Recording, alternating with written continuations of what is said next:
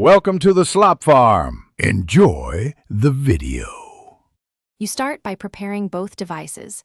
Plug in a certified lightning cable if your Q7 requires wired CarPlay, or ensure the vehicle supports wireless CarPlay. Turn the ignition to accessory so the MMI screen powers up. Make sure the phone screen is unlocked. On your iPhone, enable Bluetooth and Wi-Fi because CarPlay negotiates over those radios.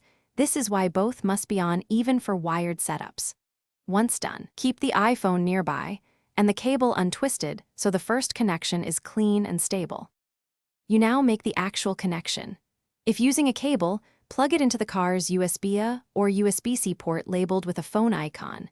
If wireless, choose Audi MMI's wireless CarPlay option and start pairing.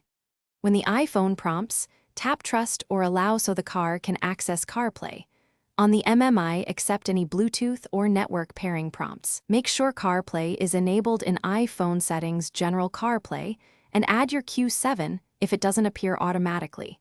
This step finalizes the handshake between devices. You finish by customizing and testing.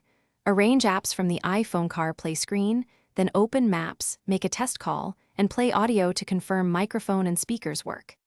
If CarPlay doesn't launch, unplug and replug the cable, try a new certified cable or another USB port, and reboot both the iPhone and the MMI. This often clears transient faults. If problems persist, update iOS and the Q7's MMI software, and only then reset network settings on the iPhone. This clears saved pairings and Thanks for watching. Consider subscribing if we helped you today.